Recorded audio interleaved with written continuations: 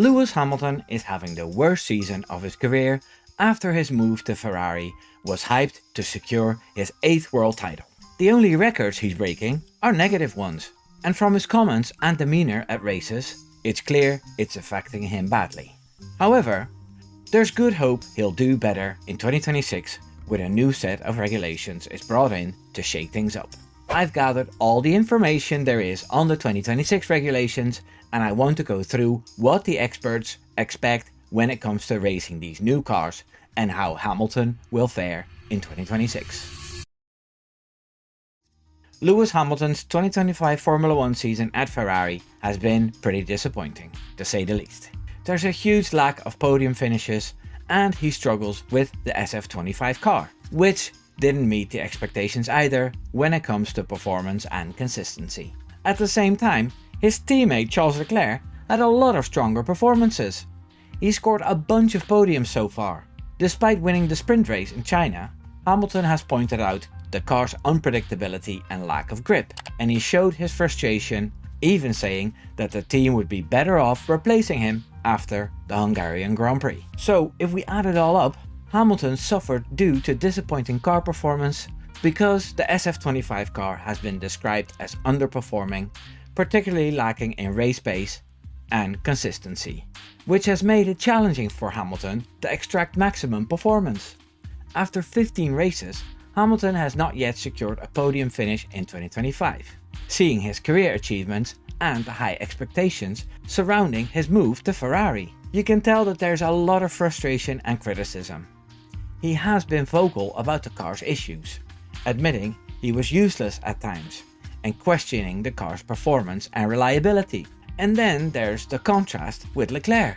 His teammate, who has often performed better, achieving pole positions and podium finishes, has showed that the car has actual potential, but also works around the challenges Hamilton has with it. Hamilton did manage a victory in the sprint race in China, providing a rare moment of success in an otherwise very tough season. Still, according to his fans in the media and Team LH, the 2025 season is viewed by some as a painful yet necessary transition period for Hamilton and Ferrari, focusing on building relationships and understanding the car to facilitate future improvements. The hopium for next season has already started, with expectations that the new car and regulations in 2026 will provide a better platform for the 7-time world champion. There is a strong belief that the new rules, combined with a second year at the team, will provide a more stable platform for Hamilton to build on in 2026, potentially enabling him to return to his peak form. So, how about those 2026 cars then? The 2026 Formula 1 regulations represent one of the biggest overhauls in the sport's history. They are trying to make cars lighter, more agile, and more sustainable while improving the quality of racing. The FIA presented these changes in June 2024 and has been trying to refine them through simulations and team feedback. However, the early simulation tests and driver comments show there are a lot of challenges, including potential top speeds exceeding 400 km per hour on certain tracks and a driving experience that demands a very precise energy management. Let's go through the changes quickly before moving back to Hamilton again. The cars will be 200mm shorter and 100mm narrower, reducing the overall size for nimbler handling and less dirty air. The minimum weight drops by 30 kilos to 786 kilograms, making them more agile and still heavier than pre-2022 cars. A big change in aerodynamics is coming. Reduce downforce by 30% and drag by 55% to promote overtaking. Active aerodynamics replace DRS. Z mode for high downforce corners and X mode for straights. No wheel arches, simpler floors, and barge boards return. Slimmer front wings, 3-element rear wings, and no beam wing. A change in the power units as well. A 50-50 split between a 1.6 V6 turbo ICE and MGU-K. They got rid of the MGU-H, with 100% sustainable drop-in fuel, total output 1000 horsepower, but energy recovery is much stronger with the new batteries. Manual override mode, replacing DRS, adds electric boost when within 1 second of the car ahead, tapering from 337 to 355 km per hour. Like always in new regulations, there's attention for tires and safety. Narrower tires from Pirelli, which will reduce mass by 4 to 6 kg per set, improving safety with stronger side impact structures and halo enhancements. And they already announced circuit-specific energy limits to cap speeds. No more porpoising from ground effect, but simulations show battery drain issues on straights, potentially requiring ramp down strategies where ICE assists electric power. These regs aim for closer racing, less wake turbulence, and sustainability. But Lewis Hamilton notes they're still too heavy and simulator laps feel pretty slow. Still, I keep reading that these new regulations will help the man from Stevenage in his bid to win an A title. If you're enjoying this video, here's 3 seconds to leave a like.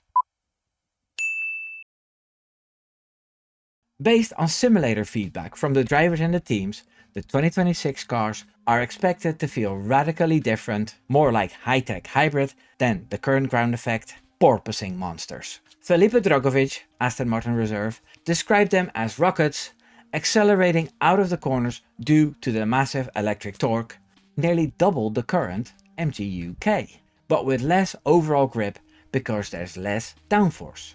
This is a big step removed from what we had in the ground effect era. It was more about aero-dependent cornering rather than mechanical balance, braking stability and energy strategy. Mercedes' James Allison said that the handling will be more enjoyable because the narrower tires and lighter weight improves rotation, but active aero requires mode switches, which makes it more difficult. George Russell, Mercedes, raised safety concerns over high-speed instability if the aero fails. Electric heavy engines means instant torque, but the deployment is limited above 290 km per hour, which prevents endless boosts. Battery drain on long straights could force drivers to make downshifts or slowdowns, like chess, as FIA's Nicolas Tombasi said. Charles Leclerc called the sim laps not the most enjoyable, citing slow feel despite power. Overtaking may be harder on low speed tracks. High speeds feel scary, according to Haas driver Esteban Ocon. Adaptation will be key. Alex Albon, Williams, said drivers with brain capacity for energy manipulation will excel. Winter sim time will be incredibly important for the drivers. Tombazis admitted that even he wouldn't be able to drive them due to the complexity. Less dirty air should enable closer following, but if energy caps vary per track, it could lead to strategic mid-straight slowdowns. Overall, the expectation is more wheel-to-wheel action on high-speed circuits, but sims show a steep learning curve. It will be fun for adaptable drivers, but potentially frustrating if battery ERS management dominates. Mercedes Toto Wolff hyped 400 km per hour potential, but noted it's theoretical as all energy wasted on one straight leaves none for corners. The biggest key to Hamilton's benefit is found in the braking. The reduced ground effect means less sensitivity to setup changes, favoring late braking specialists. A bit too late for Daniel Ricciardo, I'm afraid. Current cars punish aggressive braking due to porpoising and locking of the wheels, but 2026 simpler floors and narrower tires could reward precise trail braking styles. Pat Simmons from the FIA noted this suits drivers like Lewis Hamilton and Sergio Perez, who struggled with the current regs' tricky nature. It's widely believed that 2026 suits Hamilton better. Current ground effect cars clash with his late braking rotation focused style. Hamilton himself said, "Current era, worst I've driven. 2026 reset is my hope for redemption." And Gunther Steiner said, "If 2026 doesn't work for Lewis, it's over." At Ferrari, he eyes wins in the new era. So if you're a massive Lewis Hamilton fan, then there's hope for better times in the future. All this information sounds good on paper. Unfortunately, we don't race on paper. We race on tarmac. I wouldn't be Wimbo if I didn't have my own opinion on things. To me, these regulations sound very gimmicky. Energy deployment is something the drivers need to figure out for themselves, and then there's the overtaking system, which sounds quite a bit different from what F1 has ever had. Like, DRS was simple. You're allowed to open up a wing for a set amount of time to give you an edge. Clever drivers have been abusing DRS as well, like braking to not be ahead at the DRS point, so they'll have it at their disposal. I think in the new regulations, some smart drivers will abuse these rules to benefit from them. Just like Alex Albon predicted in the quote I read out earlier. So, who am I thinking of when I talk about drivers with extra capacity? Well, obviously, Max Verstappen, who races sim as a job and has a hobby in Formula 1 racing. Fernando Alonso is always playing games on track too, knowing strategies just through his experience. Gabriel Bortoleto might also be one of the nerds who could manage the gamey new racing style. One driver who I think will struggle with all this nonsense is Lewis Hamilton, I'm afraid.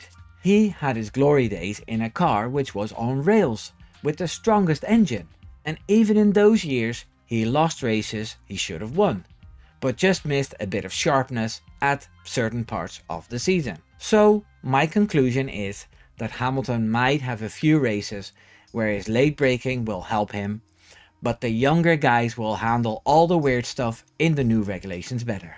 I don't see 41-year-old Hamilton beating 28-year-old Leclerc, even if Ferrari manages to have the best package. Let me know in the comments what you think, and subscribe if you haven't yet.